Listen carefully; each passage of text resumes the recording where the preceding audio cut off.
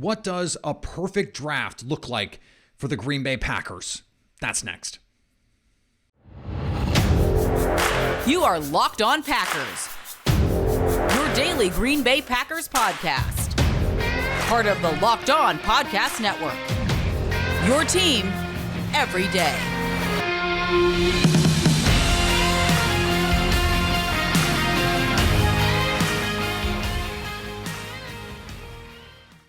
You are Locked On Packers, part of the Locked On Podcast Network, your team every day. I'm Peter Bukowski, and I cover the Packers for The Leap, a newsletter I would love for you to subscribe to. You can follow me on Twitter, Peter_Bukowski. Follow the podcast on Twitter at Locked On Packers.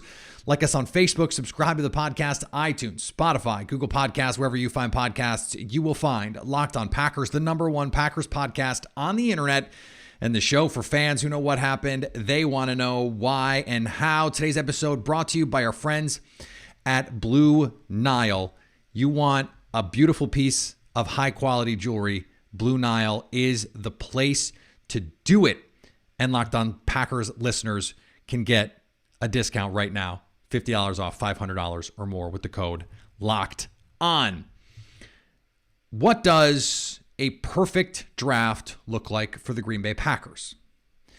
And I think in order to do that, we have to set the terms of what the goal is. You can't define success unless we know where you're trying to get to. So we've done what seems like a million shows setting up the needs of this team, where they want to get to what they want to add. We know receiver is at the top of that list. Every other position really is depth, at least in the short run. Now, I think you could make the case that if they get a quality offensive lineman, for example, if they could get a tackle, you could keep Elgton Jenkins where he is. John Runyon Jr. and Royce Newman can compete to start at right guard. If you find a guard, they can compete with Royce Newman at right guard, add some depth, and you have Elgton Jenkins at right tackle with Josh Nijman as the swing guy. I don't think they need to prioritize it, because I think the five that they could just roll out there with right now, Bakhtiari, Runyon, Myers, Newman, and Jenkins, is a very good offensive line. There is a difference between, you could upgrade that spot, and you need to upgrade that spot, and it's important to understand the value of it. If you have really good players around your weak right guard, let's just say, and I think Royce Newman can take a step in year two. It was the mental side of the game. I think things were moving a little too fast. He needed to ID them a little bit as a rookie offensive lineman. Those are the kinds of things that in year two, when you're more acclimated to the speed of the game and the concepts that teams are going to attack you with, where you can make a little bit of a jump. But offensive line, defensive line are certainly places where they're going to look to add depth. Edge, pass rusher, safety, I think they need a future starter there if we assume Adrian Amos is not going to be re-signed, and I think right now that's looking likely. And then tight end. I don't think they need to put huge resources into that, because I think you can just find guys. Like I would never take a tight end. Well, not never. Almost never take a tight end in the first two rounds. I think late third, fourth is when you can start justifying these athletic swings on these guys, because you need to. I would also never take an unathletic tight end. Just never, because we've seen over the years the hits, especially the mid and late round hits, come from guys who are terrific athletes. It rarely comes from he's a B- athlete. It's just that stuff is just more rare.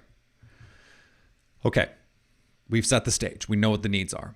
We've talked about where we can extract the most value in the draft, where the Packers might be looking at these positions, and where those spots are where historically you find the best players. So 22, I think the best case scenario for the Packers is they have multiple receiver options and they're able to take one of them. Now, in true best case scenario, you have a situation where you have like Olave and Burks are both there, and you take one of them, and then you immediately trade up with Arizona and take the other one. Like, that's what I would do. I don't think that's what the Packers would do, but that's what I would do. If you're sitting there with multiple options, I don't think that's likely. So what I did is I took the Athletics composite board. They take mock drafts and big boards from around the internet, dozens and dozens of these things, and basically put together a wisdom of crowds board. So we're going to use that board just so we're being fair, even though I'm not doing a mock on one of these sites because I can't use the big board for that. I'm just looking at ranges. Okay, these are the guys that we should expect to be available, give or take 8 to 10, and probably on the downside, 15 guys that could be available in that spot. So at 22, the guys on the Athletic consensus board in that range: Chris Olave at 19, Treylon Burks at 20, Zion Johnson at 23, and Daxton Hill at 27. Those are the kinds of players that I think Green Bay could be interested in that are in that range. If they take Zion Johnson, I will not be surprised. And there is reporting out there from Tony Pauline and others that Zion Johnson is very much in play for the Packers in the first round. I would understand it. I would absolutely understand it. You just want to put together a brick wall of offensive linemen with Bach and Jenkins, and you just drafted Josh Myers, and John Runyon Jr. has become a really nice player, and you want to throw Zion in there at right guard and just say, Aaron Rodgers, it doesn't matter who you have to throw to. You're going to have 8 seconds every time back there to just find whoever. Pretty good plan. Pretty good plan to me. Not how I would approach it necessarily, but I get it. So I think Treylon Burks is a top 20 talent. I know that he does not meet all the specifications for Green Bay, but also we're talking about a player that fits perfectly what they want. Fits perfectly the kind of skill set that Green Bay needs, and that would fit perfectly in this offense. Albert Breer reported that there's some connections there that the Packers have interest in Burks. He's been in for a workout, and this is a player who's still pretty young, produced at a high level in college, and I think that is an important thing. Breer put him in his most recent mock. In fact, put him at 28. Had the Packers taking someone else at 22. And then had Burks going to 28. The Vegas over-unders Bet Online says he's going to go after 22, which means there's a good likelihood he's going to be there. I think it's too much for the Packers. They have to take him if he's there. They don't have to, but I would. Okay, so now everything else to me on a certain level is gravy. So I think they can get creative, and that brings me to 28. So at 28, here's the guys that I think are in play: Daxton Hill, David Ojabo, Louis Cine, Bernard Raymond, Travis Jones, George Pickens. Getting Burks, I think, allows you to say, okay, George Pickens, not necessarily what you need to do. I would do it. I would take both guys. Fine. And figure it out the rest. But I think they're getting good value here. I would also take Travis Jones and be fine with it. I don't think they're going to take Raymond because he is an old. And Brian Gutekunst is not going to draft an old in the first round. Instead, what they get to do is Rashawn Gary 2.0 in terms of, if you want to draft a pass rusher in this class, at best, they're edge 3 for you all season. So why not take a guy who is probably not going to take, the first 3 months and be on the field, at least. But when he is back, assuming he is back at something close to full strength, was a no doubt first round pick and probably a top 15 kind of pick before the injury. You're looking at depth and upside. This is the guy. This is where, when you have an extra first round pick, you can extract a little bit of value. You can get a little bit cute. I think the Rashawn Gary pick, when it was the actual Rashawn Gary pick, was that. They didn't need Rashawn Gary. They were betting on tools. And in 2 or 3 years, he could become a star. And guess what? In 2 or 3 years, he became a star. The need pick of that first round was Darnell Savage. They traded up to get Darnell Savage. And so, would it be crazy if they took Ojabo at 22? Prepare for the craziness. And then moved up, if Treylon Burks was also there, and then moved up for Burks, and you get both guys? I don't think that's crazy either. So this is where you can take a luxury swing. I think there's a lot of good options that are going to be here. Daxton Hill would be a great option. Louis Cine would be a great option. Travis Jones would be a great option. George Pickens would be a great option. Take any of those guys. I think the Packers are in great position to come away with 2 really, really good players in the first round. That's the point of the first round. But I think the way that this draft breaks, the way that this board breaks, and the way the positions are for the Packers and their needs, that if you come out with a guy who can be a number 1 receiver in the NFL, who is a perfect scheme fit for your team, and a potential first round top 15 kind of talent at a premium position where you can never have too many guys, even if he's not going to play for you right away, I love that. I think that you're extracting so much value from those spots, and you're making your team better both this year and in the long term. All right, the rest of our perfect draft, at least the top 3 rounds, coming up in a second. Before we get there, let's talk about Blue Nile. Buying jewelry can be difficult. It can be hard to know that you're getting good quality. It can be hard to know what to look for. When I was buying an engagement ring for my wife, I had to learn about cut, clarity, all that stuff. I would rather just go to a place where I know I'm getting really nice, high quality pieces at a good price. That's what Blue Nile is there to do for you. So whether you're doing engagements, anniversaries, Mother's Day, Father's Day, birthdays, graduations are coming up, Blue Nile is a great place. It is the place to get fine jewelry online when you have everything at your fingertips. Options, colors, styles.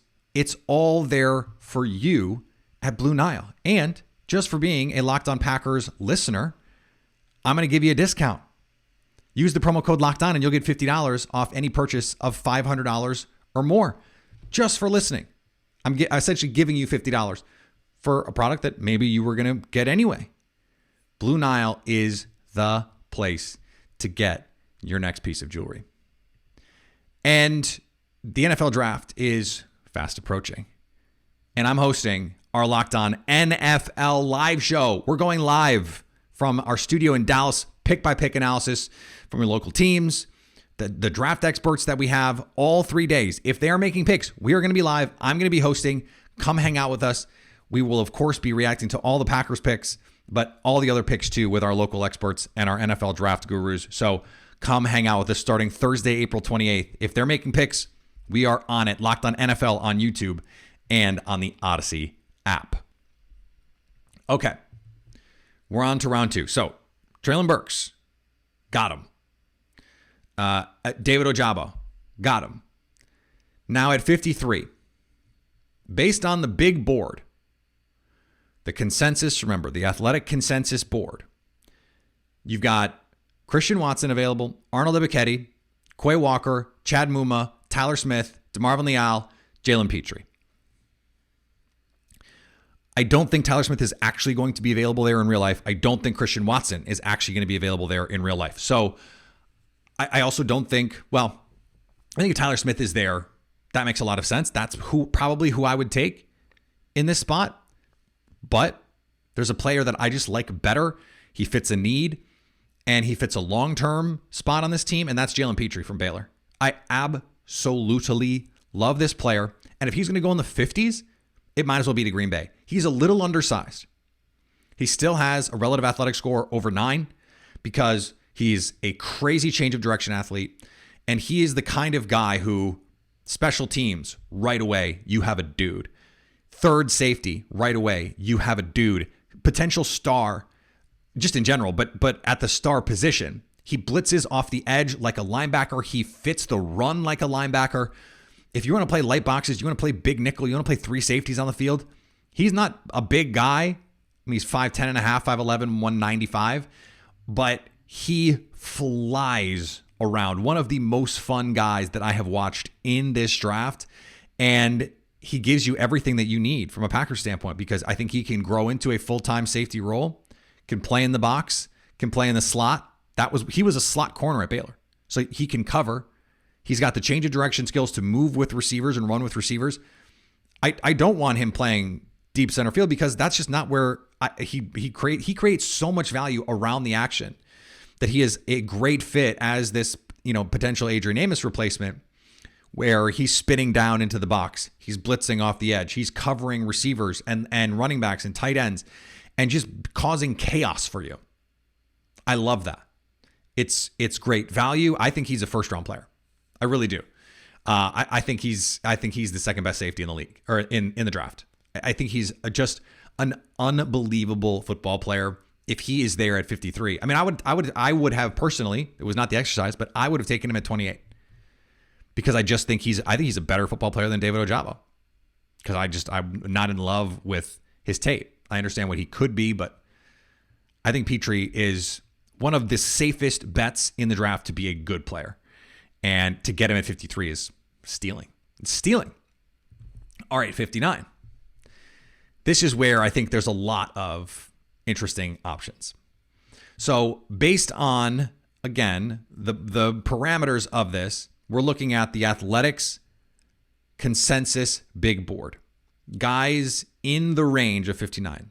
Leo Chenal, the linebacker. John Mechie, receiver from Alabama. Sky Moore, who I don't think is going to be on the Packers board, but I think would be appealing in this spot because of what he can do. Perion Winfrey, defensive lineman from Oklahoma. Nick Benito, Oklahoma edge rusher. Daniel Falele, offensive tackle from Minnesota. Drake Jackson, USC pass rusher. And Jalen Tolbert, receiver from South Alabama. The question that I think you need to ask, so there's not an offensive lineman here in this range that is to me worth taking. I don't know why I would take a linebacker at 59.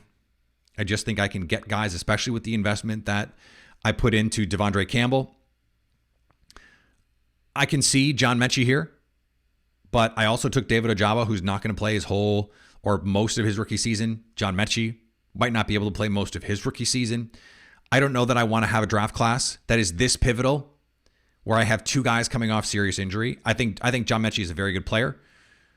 I think the Packers could draft him, frankly. But I would be wary of Ojabo and Mechie in the same draft class. Doesn't mean I wouldn't do it, but I would be wary of it. And because I got Ojabo, Nick Benito becomes a little bit redundant. Drake Jackson becomes a little bit redundant because I already have Rashawn Gary and I already have Preston Smith under contract. You can never have too many pass rushers, but if I was going to take a pass rusher, I might prefer an interior guy like Perion Winfrey. The problem is I just don't think Winfrey is that good. I don't think he's worth the 59th pick. I frankly don't think, I would take him more like day 3 would be my preference. I just think he's kind of a one-trick pony at this point in his career, which is fine, but that, we have to understand that that's what it is. So I think the move here is Jalen Tolbert. We've talked for months about the importance of finding players who complement one another. And I don't think Jalen Tolbert is the ideal fit with Treylon Burks. I think the ideal fit with someone like Burks is to get a speedster, someone who can stretch the field. And I think Tolbert can be that. I think he can be a vertical guy. But he's a much more complete player than just a vertical field stretcher. He can come in right now and give you something. And I don't, Treylon Burks, you'd have to manufacture his touches. He's not, he was a slot mostly player at Arkansas. And so you get to do some cool things with him.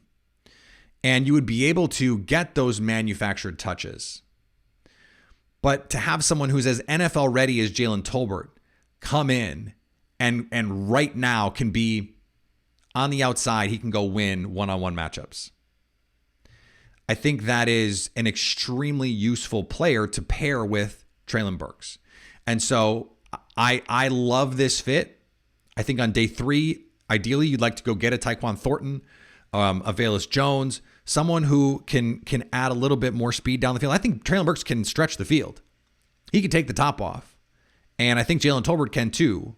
He ran in the 4.4s.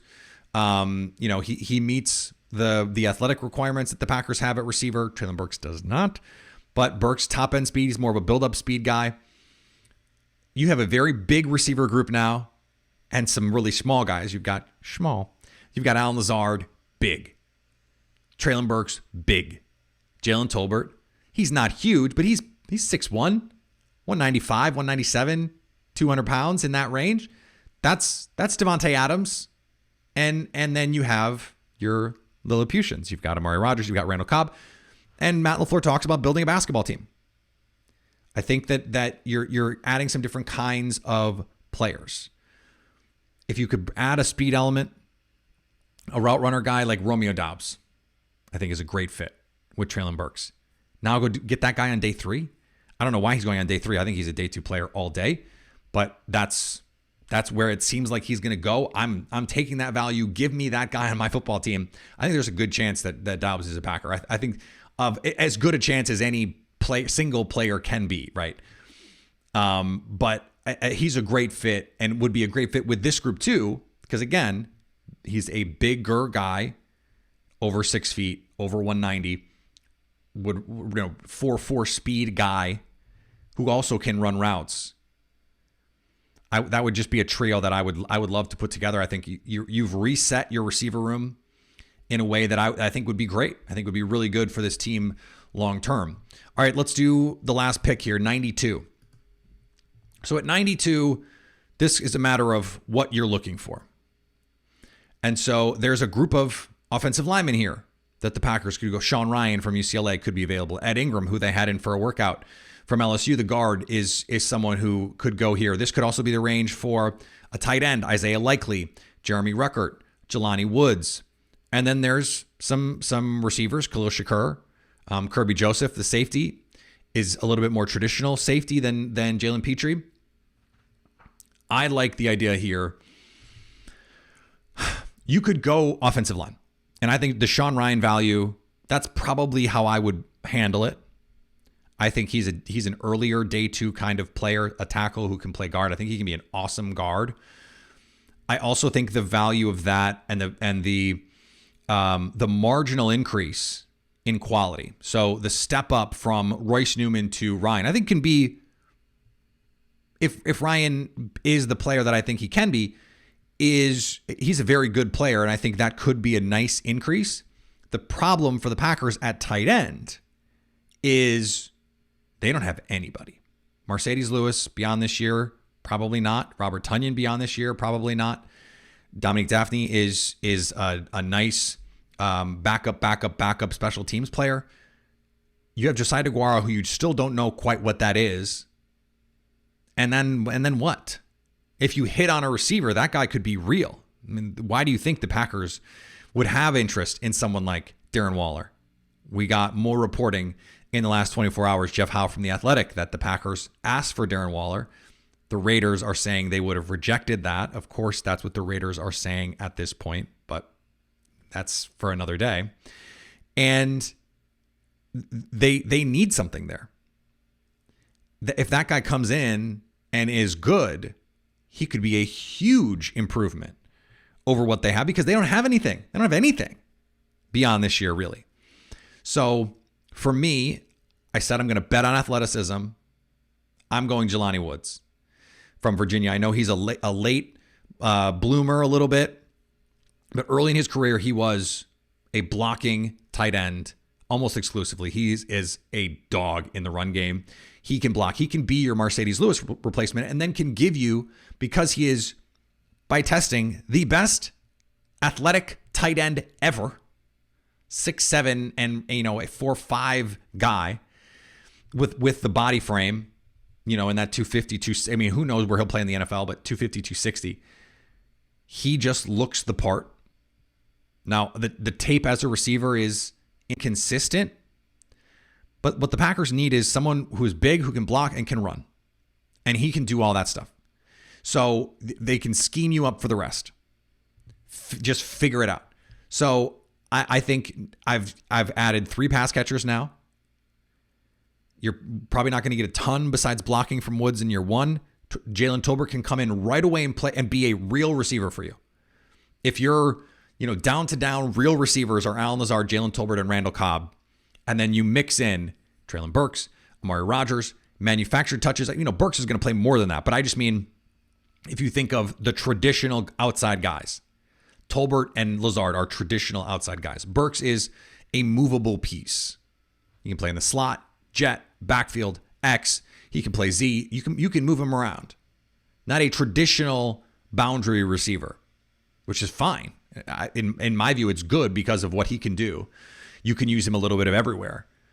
You've got 2 pass catchers who can come in and impact your team right away. A guy who long-term could be very, very good. And then you address your premium position at edge with a guy who has as much potential as any edge in this group. And you got Jalen Petrie, one of my favorite players in the draft, a safety who can right now be your third safety, can play some star, and the Packers are better. They're better. Hello. That's the point of the draft. And then on day 3, the Packers can do what the Packers often do, and that is find offensive linemen, coach them up, and make it work. They are miracle workers in the 4th round. They found Corey Linsley in the 5th round. I think day 3, they take 2 or 3 offensive linemen, and you go. And you figure out the rest. And I think, guess what? That's a really good plan. Before we finish up, today's episode brought to you by our friends at Built Bar. Built Bar is the best tasting protein bar ever. I say it every time, and it's true. That's why I say it, because it's true. It's the best tasting protein bar ever. It's the protein bar that tastes like a candy bar, and they're coming out with all kinds of new products. The Built Puffs are unbelievable. It is protein-infused marshmallow covered in 100% chocolate. I said that correctly. Protein-infused marshmallow covered in 100% chocolate. What else do you need to know? They're low in calorie. You need to know that. They're high in protein. You need to know that. That's it. What else do you need to know? They taste as good as they sound. The hype is real, and they're legitimately good for you. So that's all. That's all. Oh, is that all? Yes, that's all. They taste awesome. They're packed with protein and fiber to keep you full and to build your body, to fuel your body. What else? It's delicious and it's good for you. Perfect. Oh, and I can make it cheaper. When you go to Built.com, use the promo code LOCK15 to get 15% off your next order.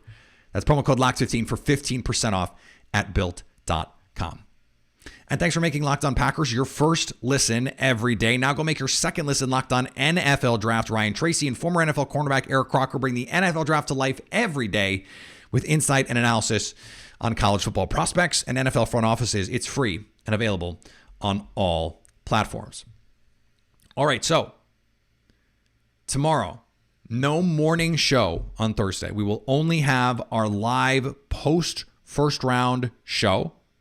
We will not go live after the picks. We will go live after the draft on the Locked On Packers YouTube page. Please go subscribe to that. Please watch our draft show on the Locked On NFL YouTube page. It will be better than the shows on your TV. I'm telling you, it will be. Plus, you get to hang out with me for 3, 4, 5 hours. Like, come on. That's great. And then again, same thing on Friday. Friday, we will be doing a post-draft show live on YouTube. That will be in your feed, your podcast feed, essentially immediately. So keep an eye out for that. We're going to be doing a lot of fun stuff this weekend and bonus material at the Leap this week. We've been doing 3 days a week, but if things go well, if things go poorly, we'll be jumping on to give you some bonus content this week as well. Subscribe to The Leap at theleap.substack.com. Follow me on Twitter, Peter_Bukowski. Follow the podcast on Twitter at Locked On Packers. Like us on Facebook. Subscribe to the podcast, iTunes, Spotify, Google Podcasts. Wherever you find podcasts, you will find Locked On Packers. And anytime you want to hit us up on the Locked On Packers fan hotline, I want to hear from you on these picks. 920-341-3775 to stay Locked On Packers.